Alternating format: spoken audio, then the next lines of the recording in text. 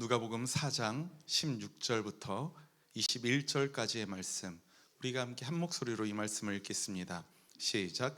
예수께서는 자기가 자라나신 나사렛에 오셔서 늘 하시던 대로 안식일에 회당에 들어가셨다. 그는 성경을 읽으려고 일어서서 예언자 이사야의 두루마리를 건네받아서 그것을 펴시어 이런 말씀이 있는 데를 찾으셨다.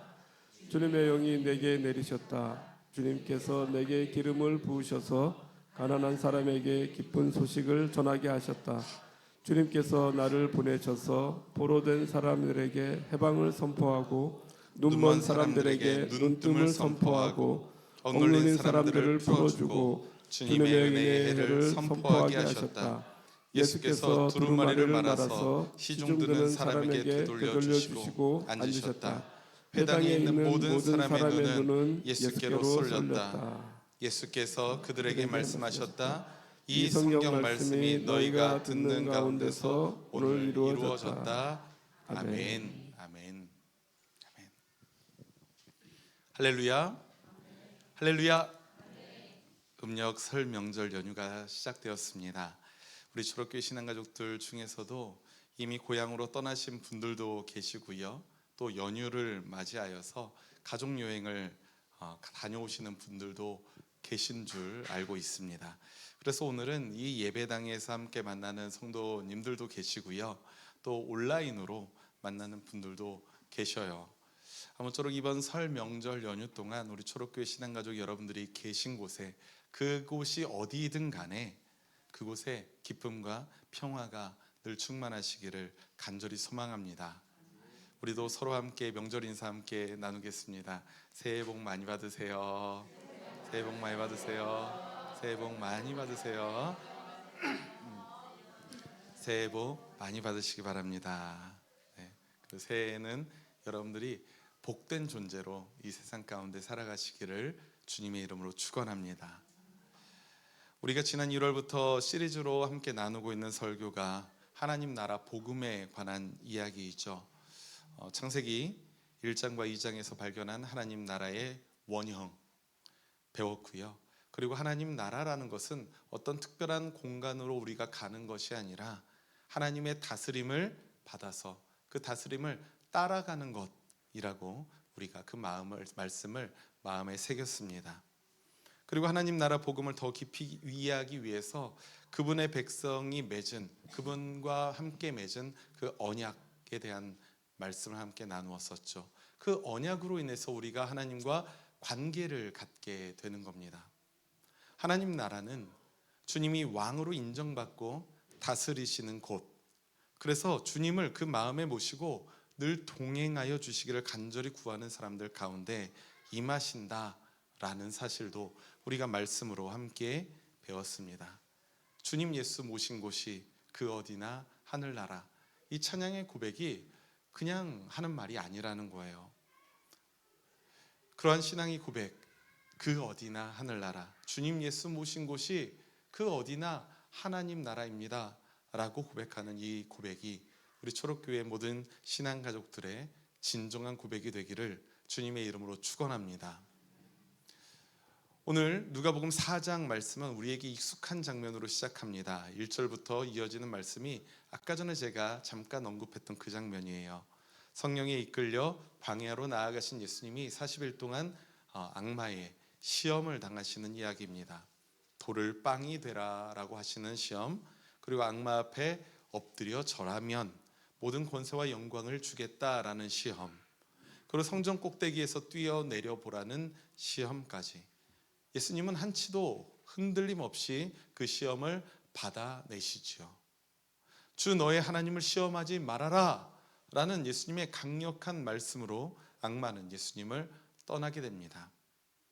그 일이 있은 후에 곧바로 예수님은 자신이 어린 시절을 보낸 마을 나사렛으로 가십니다. 그리고 그 나사렛에서 이루어지는 이야기가 바로 오늘 본문의 말씀이에요. 나사렛 회당에서 예수님은 이사야의 두루마리를 들어 읽으십니다. 그러니까 그 사본이 어떤 사본인지는 우리가 불명확하지만 정확하게는 그게 예언자 이사야의 말씀이라는 것은 우리가 분명히 알 수 있죠. 근데 뭐 사본도 여러 가지 버전이 있으니까. 그런데 이사야의 말씀이라는 것은 분명히 알게 됩니다. 우리 함께 누가복음 4장 18절, 19절 말씀 우리 다시 한번 읽어볼까요? 시작. 주님의 영이 내게 내리셨다. 주님께서 내게 기름을 부으셔서 가난한 사람에게 기쁜 소식을 전하게 하셨다. 주님께서 나를 보내셔서 포로된 사람들에게 해방을 선포하고 눈먼 사람들에게 눈뜸을 선포하고 억눌린 사람들을 풀어주고 주님의 은혜의 해를 선포하게 하셨다. 아멘. 아멘. 이 말씀은 고스란히 구약성경 이사야 61장 1절과 2절의 말씀을 예수님이 낭독하신 거예요.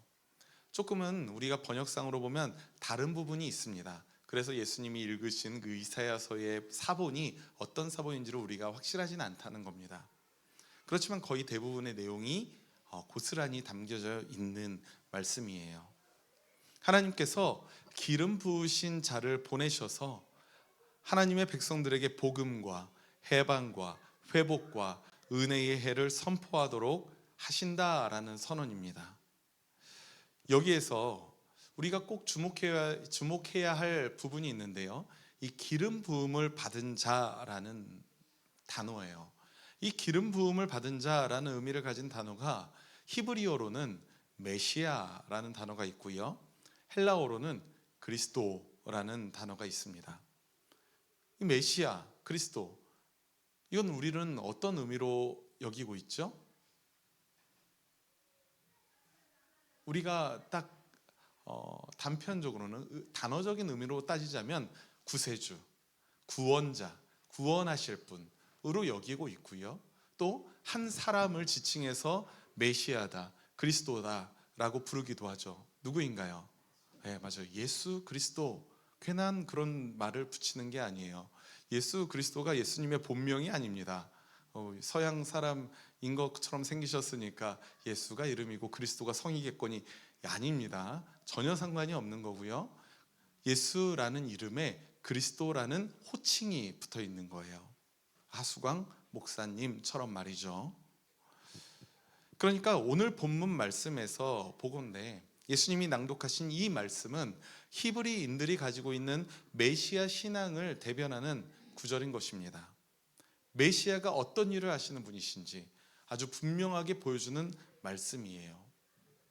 아마도 여기까지는 그 모습을 바라보고 있던 그 회당에 있던 모든 사람들에게 별반 이상한 장면으로 여겨지지는 않았을 겁니다. 왜냐하면 회당이라는 곳이 사람들이 나와서 두루마리 성경을 읽어주는, 낭독하는 일이 아주 비일비재했기 때문에 그래요. 그렇게 낭독하면 그 듣고 있는 사람들이 함께 공감하면서 고개를 끄덕이는 분위기가 아마 그 회당의 분위기였을 겁니다. 그런데 예수님도 똑같은 행동을 하고 계시는 거예요. 이사야서 61장의 말씀을 가지고서 말이죠. 그러니까 사람들이 이렇게 생각했을 겁니다. 저 어린 청년 기특하네. 그래, 우리가 그 메시아 신앙을 가졌지. 이런 생각을 했을지도 모릅니다. 그리고 그래, 이렇게 기특한 청년, 이어서 어떤 말을 하는지 한번 들어보자 라고 생각했을 거예요. 그런데 여기에서 예수님의 입에서 충격적인 선언이 선포됩니다. 그 말씀을 구약의 예언자 이사야가 이런 말씀을 하셨는데요, 여기에서 기름 부음 받은 자라는 것은 메시아를 알려주는 거잖아요. 이 메시아가 누구고 가난한 자가 어쩌고 이렇게 설명을 했다면 아마 그 사람들은 아무런 충격도 아무런 놀라움도 없었을 거예요. 하지만 예수님의 입에서 선언되는 것은 매우 충격적인 사실이었습니다. 함께 본문 21절의 말씀입니다. 우리가 함께 읽겠습니다. 21절 시작. 예수께서 그들에게 말씀하셨다. 이 성경 말씀이 너희가 듣는 가운데서 오늘 이루어졌다. 아멘. 아멘. 이 성경 말씀이 너희가 듣는 가운데서 오늘 이루어졌다.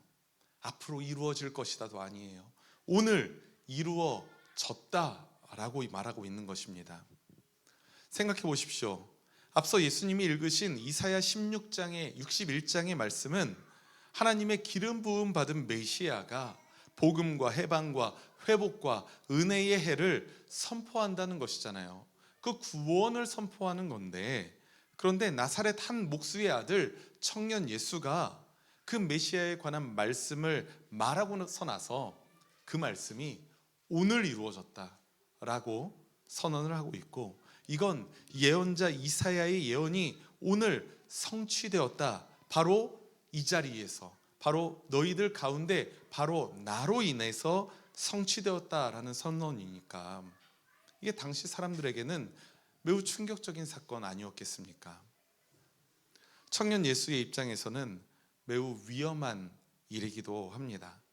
신성 모독의 혐의를 뒤집어 쓸 수도 있으니까 말이죠. 아니나 다를까 누가복음 4장 28절 이하의 말씀을 보니까 예수님의 말을 들은 사람들은 모두 잔뜩 화가 나요. 분노합니다. 그래서 예수님을 그 마을에서 쫓아내고 산 벼랑까지 끌고 가서 밀어 떨어뜨려 죽이려고 하는 모습을 우리가 말씀에서 바로 이어서 볼 수가 있어요. 하지만 예수님은 말로만 선언하시는 분이 아닙니다. 예수님은 가버나움이라는 옆 동네로 가셔서 그곳에서 놀라운 사역을 보이십니다. 하나님의 나라를 그의 삶으로 드러내시는 거예요. 귀신 들린 사람에게서 귀신을 내쫓으시고 질병으로 고통스러워하는 뭇 사람들에게 자신의 손을 얹으셔서 고쳐주십니다. 회복이 일어나고요, 치유가 일어납니다. 예수님이 내쫓으신 귀신들이 사람들에게서 떠나가면서 이렇게 선언합니다. 당신은 하나님의 아들입니다. 이렇게 증언까지 하고 있으니 실상 예수님은 이사야 61장과 오늘 우리가 읽은 누가복음 4장의 본문에서 가르치고 있는 바로 그 메시아가 바로 당신이심을 그분의 삶으로 증명하고 있다는 사실이에요. 그렇다면 우리가 다시 오늘 본문의 말씀으로 한번 돌아가 보았으면 좋겠습니다. 주님께 기름 부음을 받은 자에게 주님의 영이 내립니다. 그리고 메시아는 먼저 가난한 사람에게 기쁜 소식, 복음을 전합니다. 그리고 이어서 포로된 사람에게 해방을 선포하고 눈먼 사람에게 눈뜸을 선포하고 억눌린 사람들을 풀어주고 주님의 은혜의 해를 선포하게 됩니다. 주님의 은혜의 해, 이거는 그 때를 말하는 것이죠. 근데 그때에 어떤 일이 일어납니까? 은혜라는 것은 무엇을 전제하고 있어요? 값이 있는 겁니까? 없는 겁니까? 은혜는 값이 없는 거예요. 조건도 없는 겁니다. 그저 주님이 은혜로 조건 없이 값도 없이 그저 주시는 것, 거저 주시는 것, 바로 그때를 선포하고 있다는 겁니다. 이것은 하나님이 보내신 메시아의 사역을 분명하게 알려주고 있는 것이고요, 하나님 나라 복음의 아주 중요한 내용이기도 해요. 그런데 우리는, 특히 우리 한국교회는 이 하나님 나라의 복음을 매우 영적인 것으로 또는 내면적인 것으로 환원하려는 습성을 가지고 있습니다. 그 대표적인 말씀 중에 하나가 바로 팔복의 첫 번째 말씀, 마태복음 5장 3절 말씀이죠. 혹시 여러분들 기억하시는 분 계신가요? 성경 암송대회에서 종종 나오는 구절인데 아마 새번역 성경으로는 여러분들 기억하시지를 않으실 거고, 개역 성경으로 가보면 심령이 가난한 자는 복이 있나니 천국이 저희 것입니다. 심령이 가난한 자는 복이 있다. 이 말씀을 가지고 이 가난하다라는 것이 우리의 마음이, 내면이, 심령이 가난하고 갈급한 것을 가리킨다라고 우리가 배워오죠. 물론 그 의미를 포함한 겁니다. 그런데 이 말씀과 평행 구절인 누가복음 6장 20절의 말씀에도 똑같은 말씀이 기록되어 있거든요. 그런데 그곳을 보면 심령이나 마음이 가난한 자를 말하지 않아요. 그냥 가난한 자는 복이 있나니 천국이 그들의 것입니다 라고 말합니다. 그리고 오늘 본문 말씀을 보아서도 한번 생각해 보세요. 이 메시아의 구원이 필요한 사람들 누구가 나옵니까? 가난한 사람, 포로된 사람들, 눈먼 사람들, 억눌린 사람들까지 메시아 사역의 대상이 되는 사람들은 어떤 사람인가요? 공통적인 점이 있어요. 그들에게는 무언가 필요한 겁니다. 공통적으로 그들은 무언가 필요한 사람들, 무언가 결핍되어 있는 사람들입니다. 바꿔 말하자면 그들은 지금 실제적인 구원이 필요한 사람들이라는 사실을 여러분들 기억하시기 바랍니다. 그냥 마음의 위로 정도가 아니에요. 격려가 아니에요. 그들에게 필요한 것은 뭡니까? 풍요로움이고요, 해방이고요, 회복이고요, 주님의 은혜의 해입니다. 그것이 바로 메시아의 사역이에요. 실제적인 구원이 필요합니다. 본문의 말씀은 이 결핍되어 있는 사람에게 필요한 것들도 구체적으로 밝히고 있죠. 포로된 사람에게는 해방이, 눈먼 사람에게는 세상을 볼 수 있는 빛, 그 눈뜸이 필요합니다. 그리고 억눌린 사람에게는 당연히 풀려나는 자유가 필요하겠죠. 그 어느 것 하나 영적이거나 내면적인 것이 아닙니다. 만약에 누군가가 감옥에 갇혀 있는데 그 감옥에 갇혀 있는 사람에게 어떤 판사가 와서 자, 당신에게 이제 내가 자유를 주겠어. 당신의 영혼을 자유를 줄 테니 이제 영혼은 이제 감옥 밖으로 나가도 좋습니다. 라고 하면 이제 죄수는 어떻게 생각하겠습니까? 이 사람이 미쳤나? 이게 나에게 자유를 준 것인가? 라고 생각하지 않겠습니까? 마찬가지예요. 메시아가 오실 때에 우리에게 주시는 것은 단순히 영적이고 내면적인 것에 그치지 않는다는 겁니다. 물론 그분이 오셔서 구원을 베푸실 때에 우리의 마음은 충만하게 채워질 것이고요, 공허함도 사라질 것일 줄 믿습니다. 하지만 그들에게 진정으로 필요한 것이 내면에 채워지면 아니잖아요. 그들에게는 실제적인 구원이 필요하다는 겁니다. 그렇다면 우리가 한 가지 짚고 넘어가야 할 것이 있습니다. 그렇다면 메시아는 이 결핍이 있는 사람들에게 어떤 방식으로 실제적인 구원을 선사하시는가입니다. 때로는 하나님은 그들에게 직접적인 도움을 주시는 부분도 우리 성경에 있고요, 하나님이 우리가 생각지도 못하는 방향과 방식으로 이끌어 가시는 놀라운 일들도 우리가 성경에서 보게 되죠. 하다못해 오늘 본문에서 나오는 우리 예수님이 가버나움으로 가서 그들의 귀신을 쫓고 또 병을 치유하시는 모습은 그야말로 우리가 대신 해줄 수 없는 일 아니겠습니까?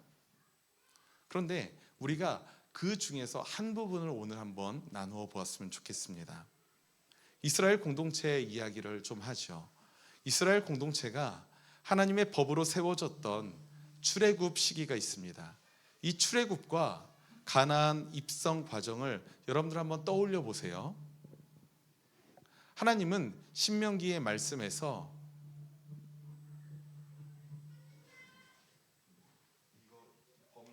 이 녀석인 것 같아서 출애굽 시기를 한번 여러분들 떠올려 보십시오.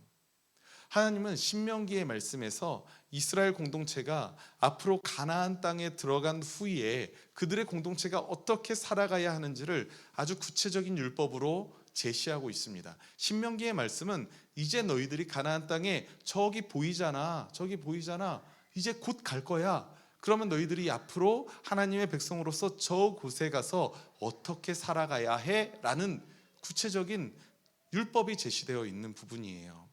그 중에 오늘 말씀과 연결되어 있는 신명기 15장 4절 말씀인데요, 15장 4절 말씀 우리가 함께 읽겠습니다. 시작. 당신들 가운데 가난한 사람이 없게 하십시오. 그러면 주 당신들의 하나님이 당신들에게 유산으로 주어 차지하게 하시는 땅에서 당신들이 참으로 복을 받을 것입니다. 아멘. 그리고 이어지는 말씀을 보면 신명기 그 15장 말씀을 보면 당신들은 반드시 손을 뻗어 가난하고 궁핍한 동족을 도와주십시오. 이것은 명령입니다. 라고까지 선언하고 있습니다. 이게 무슨 의미인가요? 하나님의 백성들에게는 가난한 자가 아예 없다는 말이 아니에요. 그들은 지금 수십 년 동안 광야의 길을 거쳐서 온 사람들입니다. 자신의 터전이 없어요. 아직은.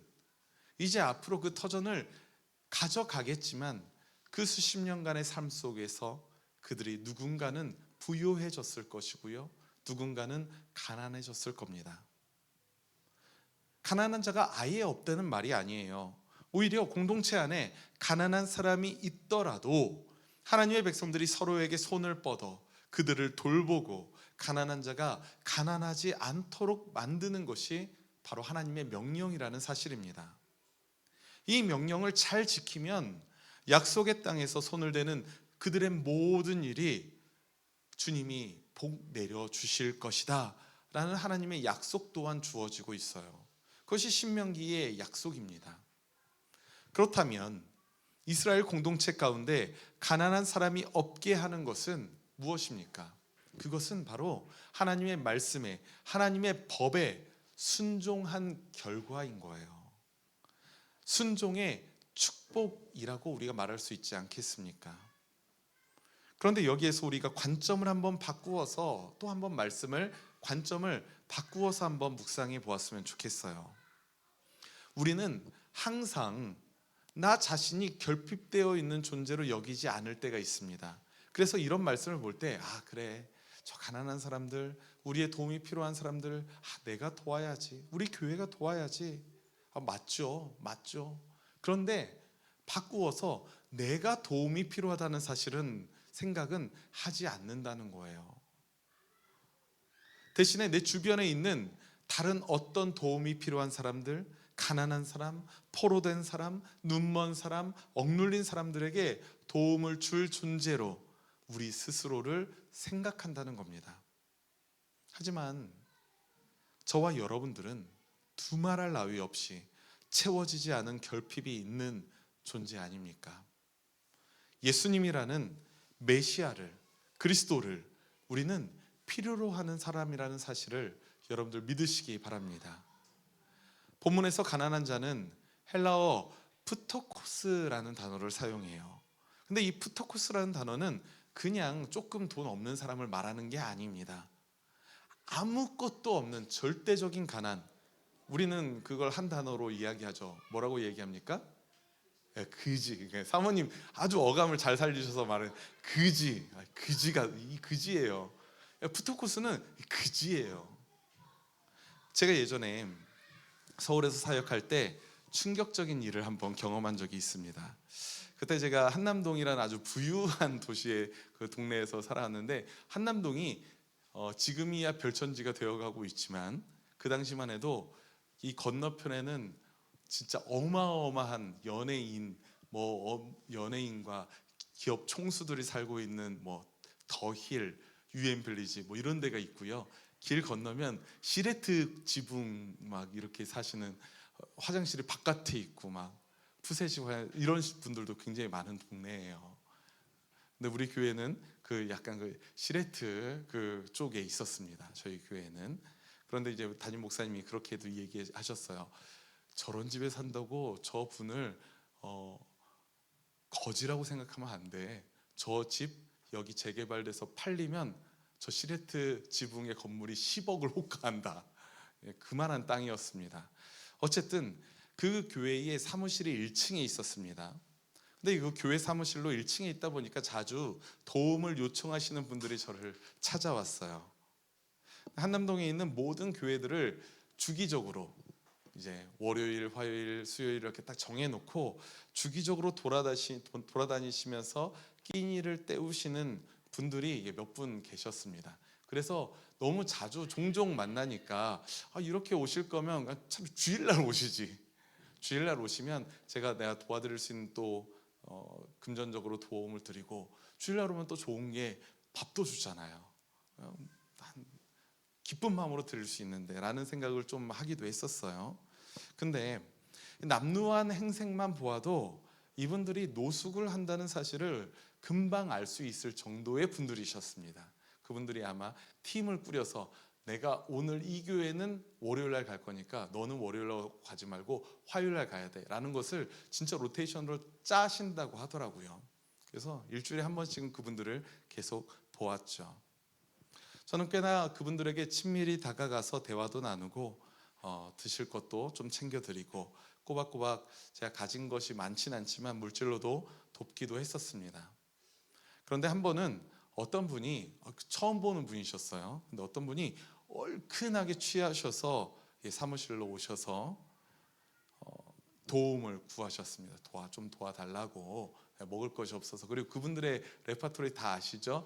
고향에 내려가셔야 되는데 차비가 없으세요. 그런 분들이 우리 대한민국에 이렇게 많은지는 모르겠는데 항상 그 차비가 없으신 분들이 이제 금전적인 도움을 구하시려고 오십니다. 그런데 마침 제 수중에 도와드릴 돈이 없었던 거예요. 지폐가 없었습니다. 그래도 사무실에 이제 어디 밑에 동전 하나하나가 따로 떨어져 있는 게 있잖아요. 그것을 모아서 하다 보니까 한 1,500원에서 2,000원 정도의 돈이 모였습니다. 근데 제가 원래 그분들이 오셔도 항상 1,000원에서 2,000원 정도를 도와드렸어요. 자주 오시니까. 그런데 그래서 동전으로 된 그 돈을 드리면서 제가 꼭 하는 말씀이 있습니다. 이거 가지고 소주 사드시지 마시고요. 빵이라도 좀 요깃거리라도 삼각김밥이라도 좀 사서 드세요 라고 하면서 드리거든요. 그런데 그분이 제가 드린 그 동전을 바닥에 팍 내팽겨치면서 굉장히 날카로운 목소리로 저에게 이렇게 말씀하셨습니다. 누가 거지인 줄 아나? 저는 사실 그분이 거지인 줄 알고 드린 거거든요. 그분 딴에는 이 젊은 녀석이 동전 몇 푼 쥐어준다고 자존심이 상하셨나 봅니다. 사실 죄송한 마음도 있었지만 그런데 저에게는 좀 억울한 면도 있었어요. 저에게 지폐가 있더라도 저는 그 사무실에서 정해놓은 것이 1,000원, 2,000원, 맥시멈 2,000원까지 드리자라는 것이 그 사무실의 교육자들과 목회자들과 정해놓은 거였거든요. 그런데 이 액수는 같잖아요. 근데 동전이 그렇게 기분이 나쁘셨나 봅니다. 마찬가지예요. 스스로 결핍이 있는 존재, 도움이 필요한 존재이지만 자신의 그 상태를 인정하지 않는다면 그는 가난한 사람, 포로된 사람, 눈먼 사람, 억울한 사람, 억눌린 사람일 수가 없습니다. 달리 말해서 그들에게는 메시아가 필요하지 않다고 스스로 생각하고 있는 겁니다. 성도 여러분들은 어떠십니까? 여러분들에게 메시아가 필요하십니까? 예수님이 필요하십니까? 에이, 나는 이제껏 스스로도 잘 살아왔어요. 지금은 말고 주님, 나중에 필요할 때가 되면 내가 주님께 요청할게요. 그때 말씀드릴게요. 그렇게 안일하게 신앙의 여정을 여러분들 거닐고 계시지는 않으신가요? 마치 동전을 집어 던지는 그런 분들처럼 말이죠. 바라기는 우리가 하나님 앞에서 푸토코스, 이 절대적인 가난을 경험하며 예수 그리스도의 은혜를 의지할 수밖에 없는 존재라는 사실을 깨닫는 은총이 바로 이 예배 가운데 있기를 간절히 소망합니다. 여러분들은 주님이 필요한 사람들입니다. 주님이 채워주심이 필요한 존재라는 사실입니다. 사랑하는 우리 초록교 신앙가족 여러분, 하나님 나라의 복음은 스스로 나는 부족한 것이 없다고 말하는 사람에게는 아무런 효용 가치가 없습니다. 아무런 반응도 일으키지 못합니다. 우리의 마음의 문을 여시고자 하는데 굳게 닫힌 문을 강제로 열지 않으시는 것과 같아요. 하나님 나라 복음은 가난한 자에게 기쁜 소식이 되고요, 포로된 자에게 해방이 되고, 눈먼 자에게 빛이 되고, 억압받는 자에게 자유가 됩니다. 이것은 뜬구름 잡는 이야기가 아니라 실제적인 구원이 그 메시아를 통해서 우리에게 임한다는 겁니다. 그리고 우리 믿음의 사람들은 그러한 실제적인 구원이 메시아이신 예수 그리스도와 함께 바로 우리 가운데 이루어짐을 고백하는 존재 아니겠습니까? 우리는 그 믿음으로 소망을 품고 살아가는 거예요. 놀라운 사실은 그러한 성취는 우리를 단순한 구경꾼으로 두지 않는다는 겁니다. 주님은 당신의 백성들의 공동체에서 서로가 주님의 손과 발이 되어서 공동체 가운데 가난한 사람이 없게 하십니다. 그렇게 명령하십니다. 신명기의 율법이 우리에게 명령하는 것처럼 서로가 서로에게 버팀목이 되어 살기를 우리에게 명령하시는 거예요. 이것은 주님의 구원 사역에 우리가 동떨어져 있는 구경꾼이 아니라 우리 또한 주님의 그 구원의 역사에 동참하도록 초청하시는 주님의 초대장이라는 사실을 여러분들 믿으시기 바랍니다. 그리고 그 명령에 순종하는 하나님의 백성들에게 하나님이 주시는 참된 복이 있음을 여러분들 기억하시기 바랍니다. 오늘 우리의 마음에 새겨 넣은 말씀이 우리 모두에게 소망과 사명이 되기를 간절히 소망합니다. 우리는 주님이 필요한 존재입니다. 구원자가 필요한 존재입니다. 그리고 그 구원자의 구원의 역사에 우리도 함께 동참하여서 가난한 자에게, 포로된 자에게, 눈먼 자에게, 또 억눌린 자에게 주님의 은혜의 해를 선포하는 사명을 가진 자이기도 합니다.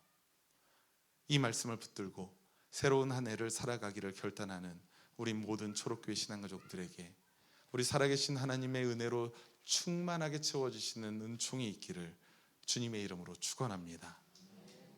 우리가 함께 이 말씀을 기억하면서 주보에 있는 공동체의 기도, 우리가 한 목소리로 기도하기를 소망합니다. 기도하시겠습니다. 하나님의 백성들을 공동체로 살아가게 하시고 그 안에서 하나님 나라를 충만하게 누리기를 원하시는 하나님 아버지, 오늘도 우리에게 하나님 나라의 복음에 담겨진 주님의 마음을 알게 하시니 감사합니다. 우리는 항상 주님의 손길을 필요로 하는 존재임을 고백합니다. 우리의 연약함과 부족함을 깨닫고 하나님을 의지할 수밖에 없는 비천한 존재임을 인정하게 하옵소서. 그래서 결핍이 있는 우리에게 주님이 임하셔서 우리의 피로를 채우시고 예수님으로 인해 누리는 하나님의 구원을 경험하게 하옵소서. 왕이신 주께서 우리의 구원자이심을 믿으며 예수 그리스도의 이름으로 기도합니다. 아멘.